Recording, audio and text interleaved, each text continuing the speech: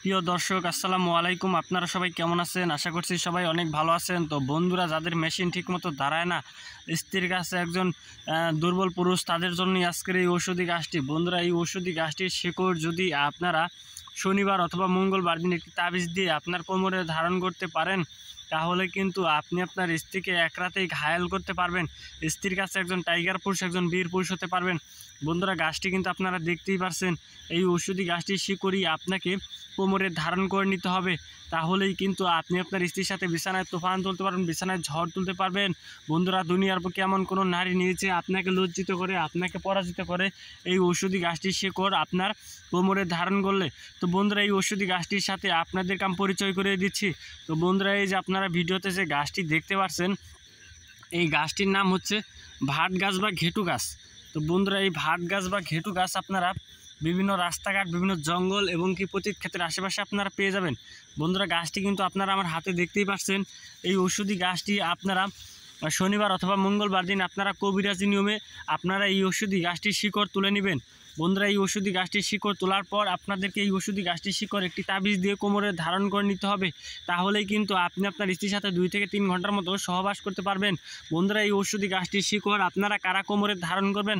তো বন্ধুরা, যারা যৌবনকালে অতিরিক্ত মাস্টারবেশন বা হস্তমৈথুন করতে করতে নিজেদের মেশিন ছোটো করে ফেলেছেন, মেশিন ঠিকমতো দাঁড়ায় না, তাদের জন্যই আজকের এই মহামূল্যবান ঔষধি গাছটি। বন্ধুরা, এরকম সমস্যা নিয়ে আপনারা বিয়ে করেছেন এবং বিয়ের পর স্ত্রীর সাথে দীর্ঘ সময় সহবাস করতে পারছেন না, স্ত্রীর সাথে সহবাস করতে গেলেই আপনাদের মেশিন দিয়ে 1 মিনিটেই পানি চলে আসে। বন্ধুরা, তাদের জন্যই আজকের এই ঔষধি গাছটি। বন্ধুরা, গাছটি আপনারা দেখে নিন। এই ঔষধি গাছটির শিকড় আপনারা কিন্তু বিভিন্ন রাস্তাঘাট, বিভিন্ন জঙ্গলে পেয়ে যাবেন। বন্ধুরা, এই গাছটির নাম হচ্ছে ভাট গাছ বা ঘেটু গাছ। এই ভাট গাছ বা ঘেটু গাছের শিকড় আপনাকে আপনার একজন গুরুজি, একজন ওস্তাদ বা একজন পরিচিত হাকিম বা একজন ওস্তাদের কাছ থেকে অনুমতি নিয়ে তারপর এই ঔষধি গাছটির শিকড় আপনাকে তুলে নিতে হবে। বন্ধুরা, এর জন্য অবশ্যই আপনার যদি কোনো গুরুজি বা ওস্তাদ বা হাকিম যদি না থাকে, তাহলে আপনি আমাদের কাছ থেকে অনুমতি নিয়ে এই ভাট গাছের শিকড়টি তুলে আপনার কোমরে ধারণ করতে পারবেন।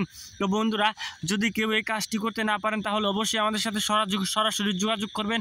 আমরা আপনাদেরকে এই কাজটি করে দেব, এর জন্য কোনো টাকা পয়সা নেব না।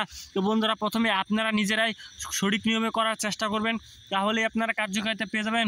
প্রথমে আপনাদেরকে একটি কবিরাজ দোকান থেকে একটি তাবিজ এবং একটি লাল সুতো কিনে আনতে হবে, এবং তারপর এই ঔষধি গাছটির শিকড় আপনাদেরকে শনিবার অথবা মঙ্গলবার দিন আপনার গুরুজির কাছ থেকে অনুমতি নিয়ে এই ঔষধি গাছটির শিকড় সন্ধ্যার পর নিঃশ্বাস বন্ধ করে এক টানে পূর্ব দিকে মুখ দিয়ে তুলে নিতে হবে। এবং তারপর এই ঔষধি গাছটির যে শিকড় দেখতে পাচ্ছেন, এই শিকড়টি আপনাকে পরিষ্কার পানি দিয়ে ধুয়ে একটি তাবিজের ভিতর সামান্য একটু শিকড় আপনাদেরকে দেওয়ার পর আপনাদেরকে একটি তাবিজ দিয়ে আপনাদেরকে লাল সুতো দিয়ে কোমরে এই শিকড়টি ধারণ করে নিতে হবে। তাহলেই বন্ধুরা কিন্তু আপনারা স্ত্রীর সাথে দীর্ঘ সময় সহবাস করতে পারবেন এবং আপনার স্ত্রী আপনার পায়ে ধরে মাপ চেতে বাধ্য হবে। তো বন্ধুরা, আপনারা ওই সুতোর গিরুটি যখন আপনার কোমরে দিবেন, তখন আপনারা দম বন্ধ করে বা নিঃশ্বাস বন্ধ করে আপনারা সুতোর গিরুটি আপনারা কোমরে দিয়ে নেবেন।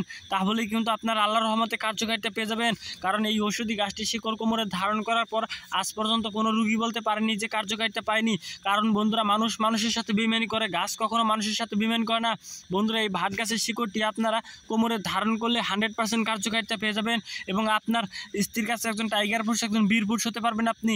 দুনিয়ার বুকে এমন কোনো নারী নিয়েছে এই ভাট গাছের শিকড়টি কোমরে ধারণ করলে আপনাকে লজ্জিত করে, আপনাকে পরাজিত করে। তো বন্ধুরা, আমাদের এই ভিডিওটি যদি আপনাদের একটু ভালো লেগে থাকে, তাহলে অবশ্যই আমাদের এই চ্যানেলটি সাবস্ক্রাইব করে দিবেন এবং এই ভিডিওটি আপনাদের বন্ধুদের মাঝে শেয়ার করে দিবেন। ধন্যবাদ আপনাদের সবাইকে। আসসালামু আলাইকুম।